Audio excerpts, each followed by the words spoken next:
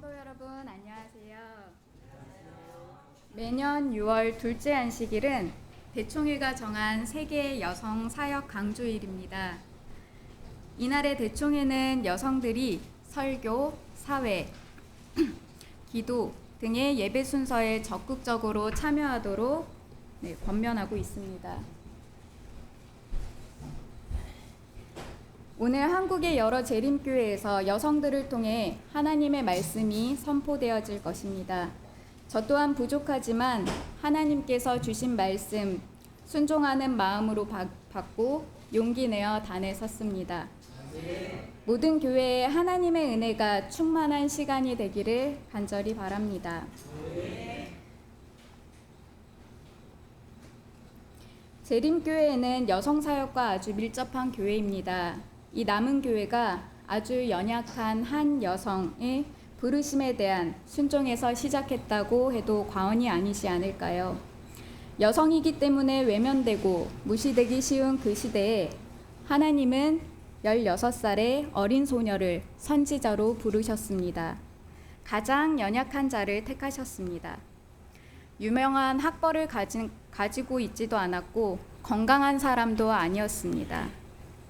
누구일까요? 네, 엘렌 G 화이트 여사입니다. 1827년에 태어난 엘렌 하모는 9살 때 자신보다 몇 살 위인 학교 교부가 던진 돌에 코를 맞아 호흡이 멈추었고 실신하였습니다. 그 후에 얼굴이 상하여지고 기력을 회복하기 어려워 공부하기 어려운 신체적 조건을 갖게 되었습니다. 코가 부러지고 몸은 야위어져 의사도 곧 생명을 다할 것이라고 이야기했습니다. 살고 싶지 않을 만큼 힘든 시간을 보내다가 1842년 밀러의 설교를 듣고 진리를 깨달았습니다. 그 후 그녀는 다니던 감리교회로부터 출교를 당하는 등 많은 어려움을 겪게 되었습니다. 1843년, 3년 후 예수님이 곧 재림하신다는 소식을 듣고 주님을 찾고자 하는 열망이 가득 차올랐습니다. 진리를 사랑한 이 소녀에게 하나님의 계시가 임하게 되었고 하나님의 선지자로서의 길을 걸으며 제7일 안식일 예수 재림교회의 시작에 중요한 역할을 하게 되었습니다. 엘렌 G 화이트 선지자는 이와 같이 고백하였습니다. 나는 하나님을 사랑한다. 나는 주님께서 나의 생명을 남겨주시는 한 충성스러운 청지기가 되기로 결심하였다. 나는 실패하지도 않을 것이요 낙담하지도 않을 것이다. 나는 값을 주고 산 것이다. 나는 나를 위하여 역사하시는 주님에 대하여 확신함으로 그분의 무한하신 은혜를 인정하지 않으면 안 된다. 나는 주님을 사랑한다. 나는 구주를 사랑하며 나의 생애는 전적으로 하나님의 손에 달려 있다. 그분께서 나를 붙들어 주시는 한 나는 단호하게 증거할 것이다. 이와 같은 고백이 2025년 여성사역 강조일을 맞이하여 이 예배에 참석한 우리 모두의 고백이 되기를 간절히 바랍니다. 저는 오늘 이 특별한 안식일에 하나님을 위하여 일하는 사람들에게라는 제목을 가지고 성경에 등장하는 자매 이야기를 통해 하나님께서 주시고자 하는 은혜를 함께 나눠보고자 합니다. 누가복음 10장 38절로부터 42절의 말씀을 보겠습니다. 네, 찾으셨으면 제가 읽도록 하겠습니다. 그들이 길 갈 때 예수께서 한 마을에 들어가심에 마르다라 이름하는 한 여자가 자기 집으로 영접하더라. 그에게 마리아라 하는 동생이 있어 주의 발치에 앉아 그의 말씀을 듣더니 마르다는 준비하는 일이 많아 마음이 분주한지라. 예수께 나아가 이르되 주여 내 동생이 나 혼자 일하게 두는 것을 생각하지 아니하시나이까. 그를 명하사 나를 도와주라 하소서. 주께서 대답하여 이르시되 마르다야 마르다야 내가 많은 일로 염려하고 근심하나 몇 가지만 하든지 혹은 한 가지만이라도 족하니라. 마리아는 이 좋은 편을 택하였으니 빼앗기지 아니하리라 하시니라. 예루살렘에 가까운 작은 마을 베다니에 한 자매가 살고 있었습니다. 언니의 이름이 마르다, 동생의 이름은 마리아였습니다. 이 본문에 나사로가 등장하지는 않지만 우리가 잘 아는 예수님의 친구 나사로가 이들과 남매였습니다. 시대의 소망에는 이와 같은 글이 있어요. 예수님께서는 때때로 나사로의 가정에서 휴식을 얻으셨고 가끔 피로하고 인간의 우정이 갈급될 때에는 분노한 바리새인들의 의심과 질투에서 벗어나 이 평화스러운 가족에게로 피하기를 즐기셨다. 이렇게 기록하면서 오늘 이 본문은 예수님께서 베다니에 처음 방문하셨을 때의 일이라고 이야기합니다. 베다니의 이 가정을 처음 방문한 날 일어난 일들을 누가복음에 기록하면서 저자는 마르다와 마리아 두 자매의 이야기를 들려줍니다. 저는 이 본문을 마르다에게 초점을 맞추어 살펴보려고 합니다.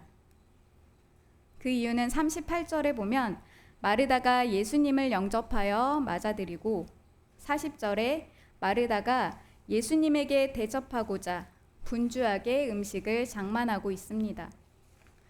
이 과정에서 마르다가 예수님에게 특별한 부탁도 하고 있죠.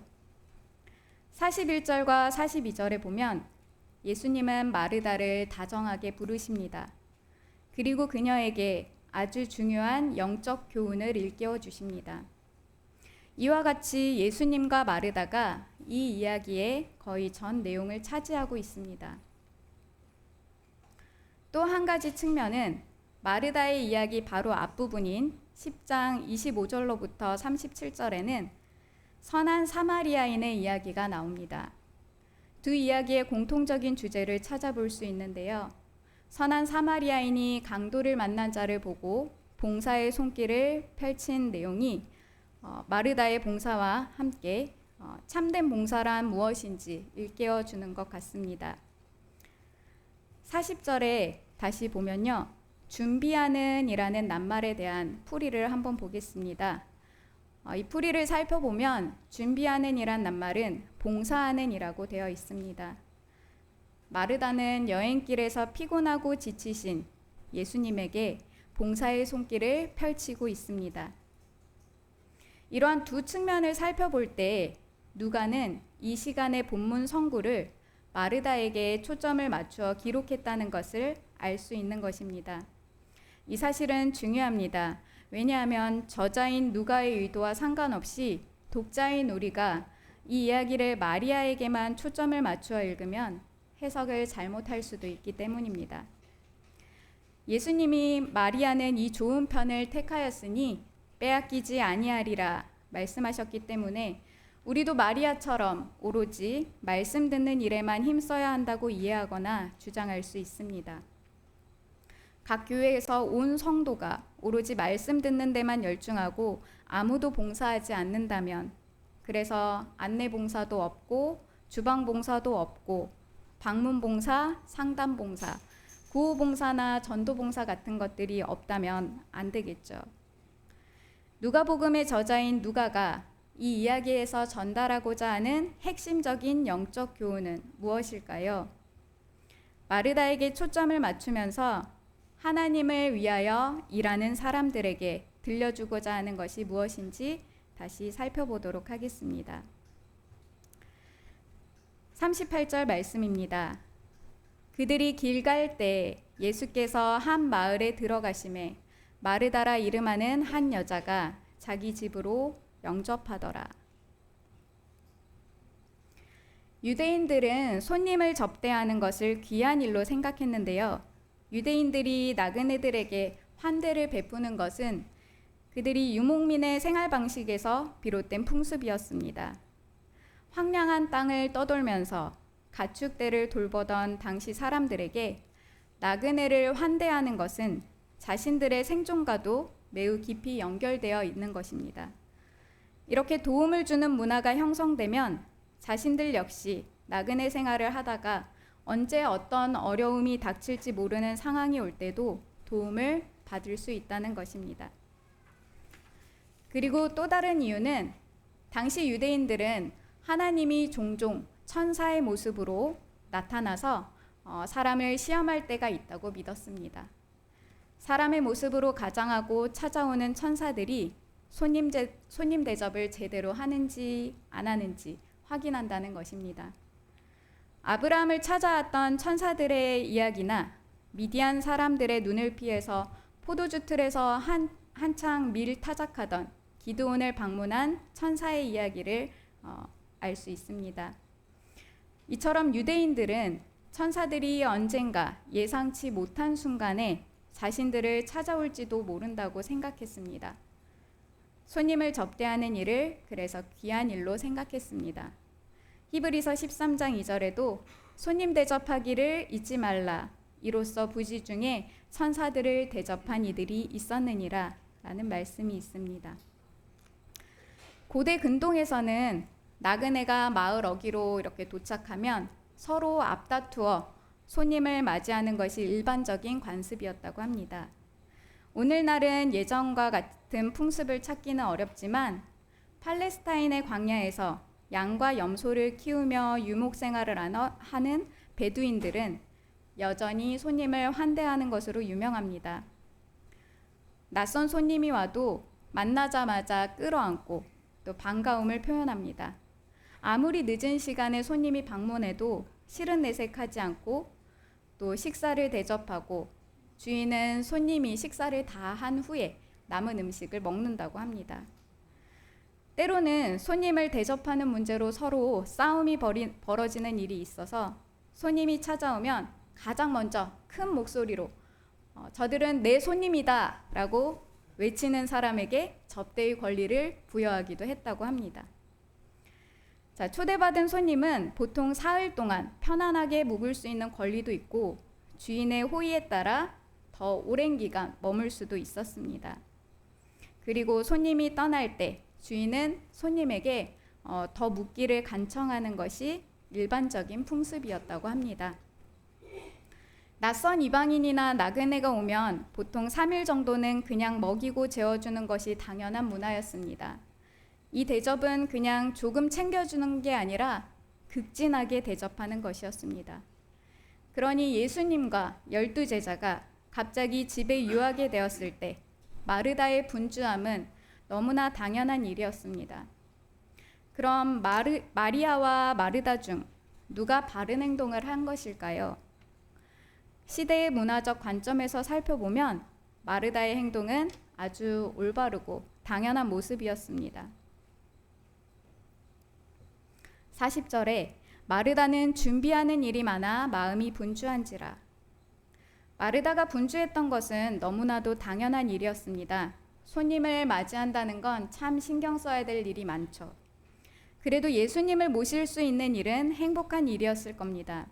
예수님을 맞이하기 위해 무언가 할 수 있다는 것에 대한 감사함과 설렘으로 이런저런 준비를 하였을 것입니다. 마르다는 마음이 분주했습니다. 그렇게 분주히 봉사하는 가운데 누가 눈에 들어왔을까요? 네, 동생 마리아를 문득 보게 됩니다. 그에게 마리아라는 동생이 있어 주의 발치에 앉아 그의 말씀을 듣더니 예수님의 발 아래 앉아 말씀을 편하게 듣고 있는 마리아.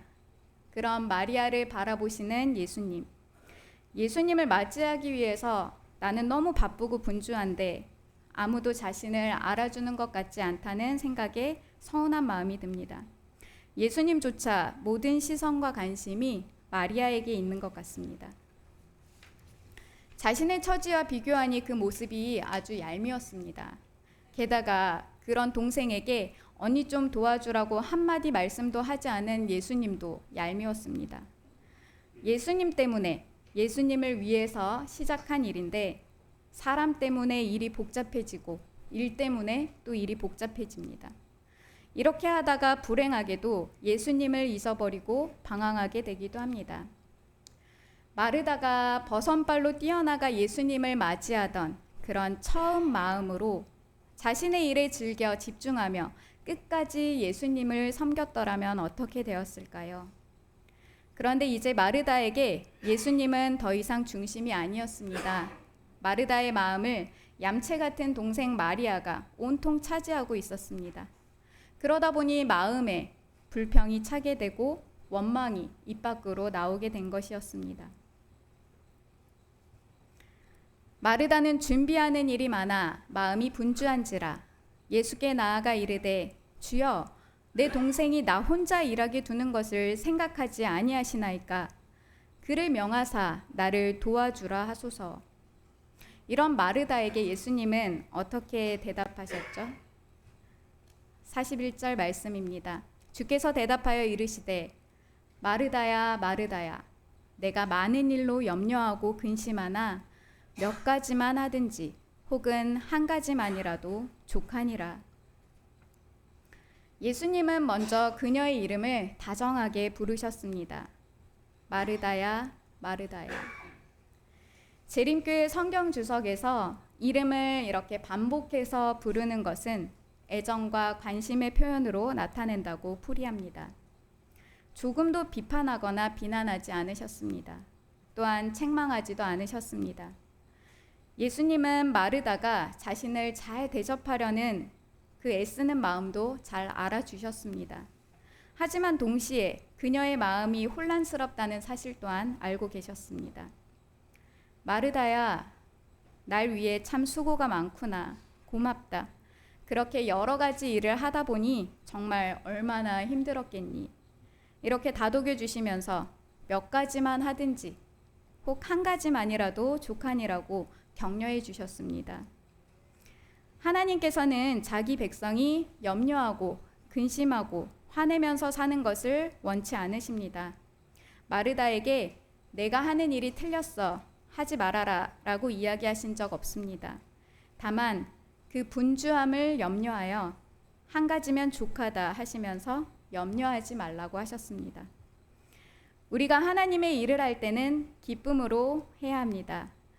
오늘의 본문에서 하나님을 위하여 일하는 사람들이 살펴봐야 할 것은 많은 일들 앞에서 무너져버린 기쁜 마음입니다. 하나님의 일은 기쁨과 즐거움으로 해야 합니다. 코로나 이후로 안식일 점심 식사 당번 문제로 많은 교회들이 오랜 진통들이 있었다고 들었습니다. 잠시 멈춘 일을 다시 하려 했을 때 그 일이 쉽지 않은 봉사였음을 알게 되었습니다. 교인들의 식사를 책임졌던 봉사자들의 헌신과 봉사가 교회의 선교 활동의 커다란 원동력 중의 하나였음을 실감하게 되었습니다. 매주 식사 당번하시는 집사님들 늘 미소로 봉사해 주심에 정말 감사드립니다. 지금처럼 앞으로도 여러분의 봉사가 하나님을 위하는 기쁜 일이 되기를 간절히 바랍니다. 마르다의 분주함과 책임감, 그 어려움은 우리도 충분히 공감할 수 있습니다. 하지만 만약 마르다가 예수님의 말씀에 귀를 쫑긋하고 있는 마리아의 모습을 보고 와, 내 동생이 말씀에 갈급했구나. 말씀을 저렇게 열심히 듣고 있다니. 아이고 기특해라. 이렇게 반응을 보였다면 이 이야기의 분위기는 아주 달랐을 것입니다. 그러나 그러지 못했던 마르다의 모습 속에서 예수님은 우리에게 귀한 교훈을 주십니다. 우리가 잊지 말아야 할 한 가지, 꼭 필요한 한 가지는 먼저 그분의 발 아래서 앉아 배우는 것이라고 말씀하고 계십니다. 마리아는 이 좋은 편을 택하였으니 빼앗기지 아니하리라 하시니라. 이와 같이 하면서 그녀의 마음을 누그러뜨리시고 마리아는 이 좋은 편을 택하였으니 빼앗기지 아니하리라 라고 말씀하십니다. 혹자는 이 부분을 지적하며 예수님께서 마리아를 칭찬하는 말씀으로 강조하기도 합니다. 하지만 우리가 결코 놓치지 말아야 할 것은 이 본문 성구에서 예수님은 마르다를 책망하고 마리아를 칭찬하는 것은 아닙니다. 예수님은 누가 맞고 틀리고를 이야기하고 계신 것이 아닙니다. 지금 예수님은 마르다에게도 마리아에게도 어떠한 신앙인이 되어야 하는지 가르치고 계셨습니다. 예배가 끝나면 시장한 배를 채워야 하고 이곳에 모인 이들을 대접하는 일도 예배의 하나입니다. 또한 묵상이 없는 예배는 있을 수 없습니다. 예수님께서는 마르다의 분주함에서 오는 염려와 근심을 지적하신 것이지 대접하고자 한 일을 지적하신 것이 아니었습니다. 우리가 나가서 행동해야 할 때가 있는가 하면 듣고 배워야 할 때가 있습니다. 여러 일들로 인한 분주함과 염려로 본질을 절대 잃지 말아야 할 것입니다. 교회에서 예배가 드려지는 동안 많은 헌신과 봉사가 이 건물 안에서 이루어집니다. 아침부터 지금까지 시무, 반주, 그리고 찬양대, 또 식사당번, 방송 등등 어쩌면 말씀에 잘 집중하지 못하게 하는 이 같은 봉사를 반복하고 있는지도 모르겠습니다. 하지만 이러한 봉사는 꼭 필요합니다. 그렇다면 이 일을 행하는 우리의 마음과 태도가 어떠한지 집중해 보시길 바랍니다. 내가 마르다이건 마리아이건 진정한 예배가 어디에 있는지 기억해야 합니다.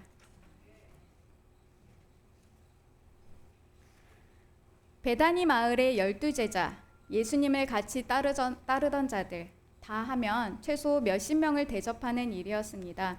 그런데 이 눈치 없는 동생은 어떤 언니가 보아도 울화가 치미는 모습일 것입니다. 분주하다라는 헬라어의 페리스파오라는 말은 끌려가다라는 의미가 있다고 합니다. 사람이 일을 해야 하는데 일에 끌려다닐 때, 그때 분주하다라고 표현합니다. 접대를 잘 하려는 그 좋은 마음, 첫 마음이 사라지고 그 자리에 분주함과 울화만 남아버렸습니다. 일을 한다는 것은 기쁨입니다. 노동의 축복도 하나님께서 주신 것인데 분주한 현대사회는 일에 끌려다니게 합니다.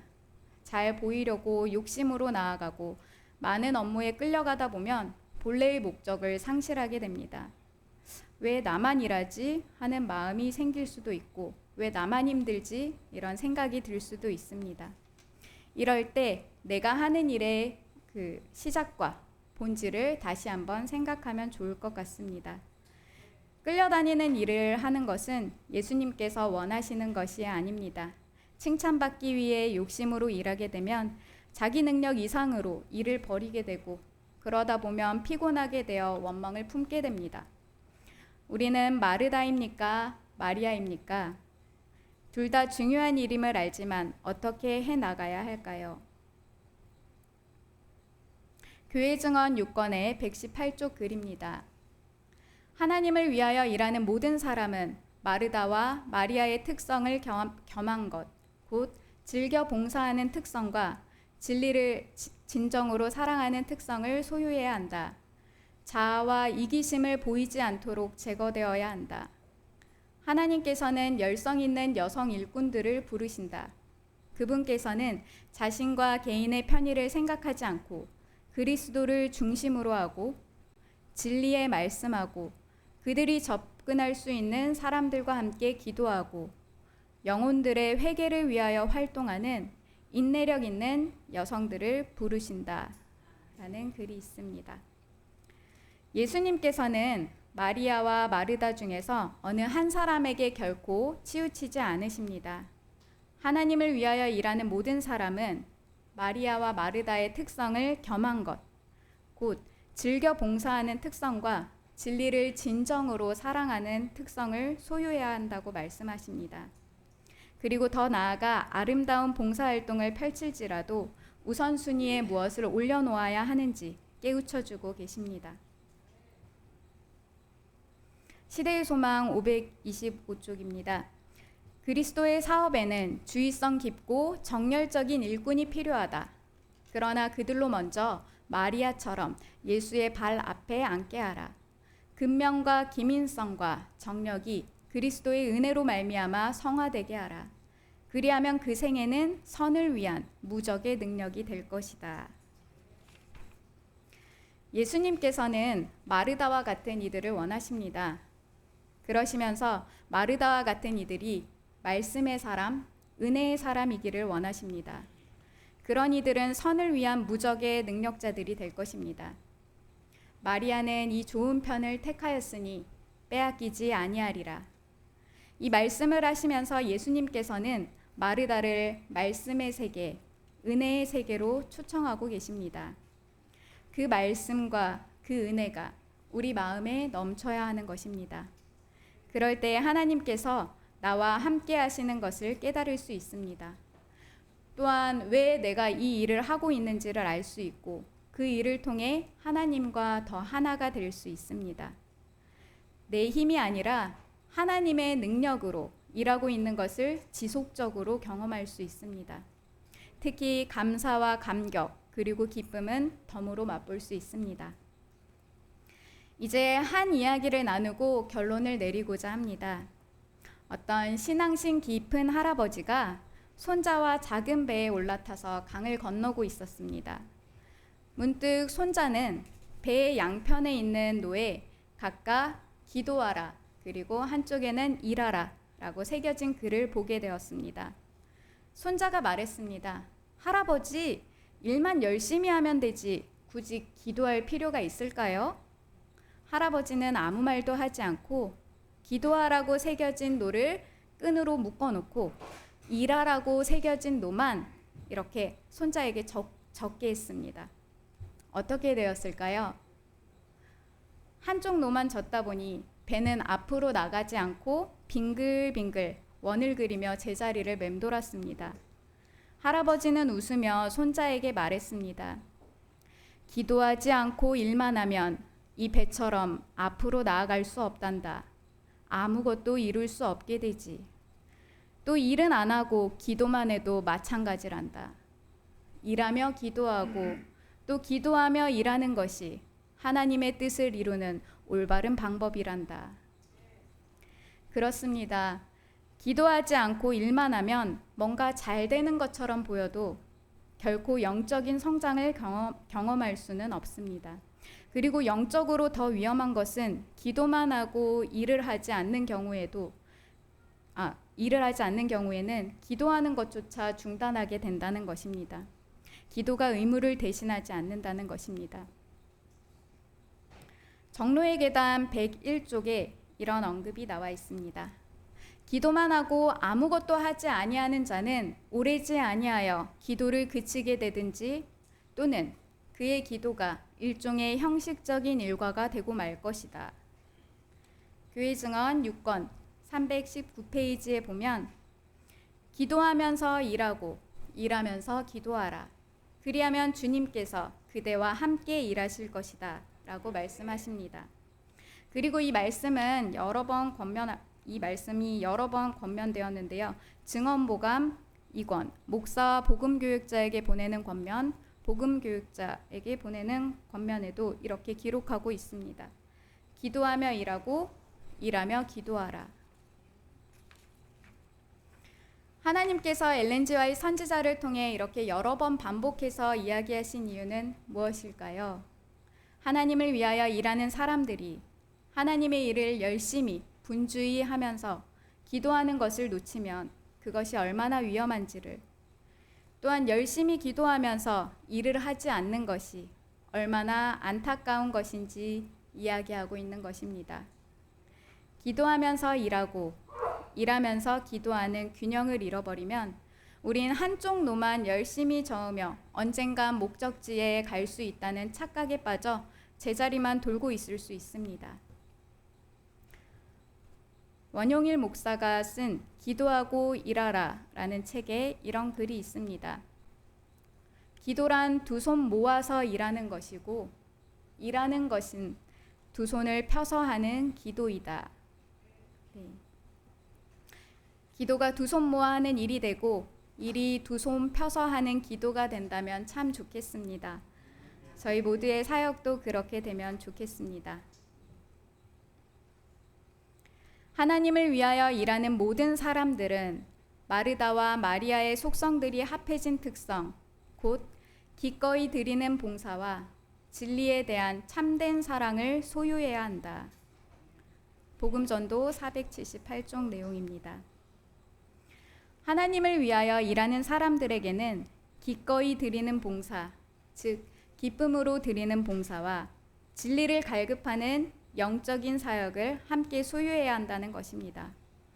양쪽 노를 잡고 기쁘게 일하면서 또 열심히 기도하면서 하나님의 피로 사신 거룩한 교회와 또 영혼을 구원하기 위한 우리의 사역이 마쳐질 때까지 전진하게 되는 우리 모두가 되길 간절히 바라며 말씀 줄이겠습니다.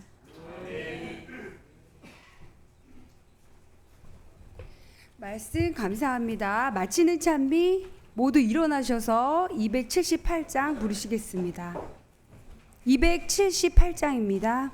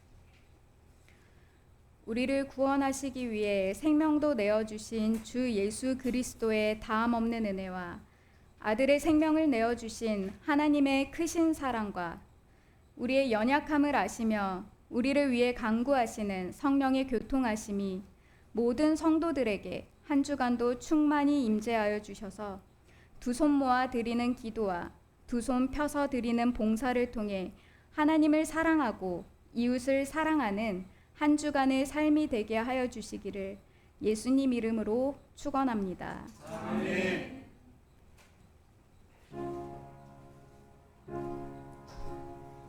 지금 이 시간에는 개인적으로 기도하시는 시간입니다. 기도 제목을 가지고 음악이 마칠 때까지 기도하시겠습니다.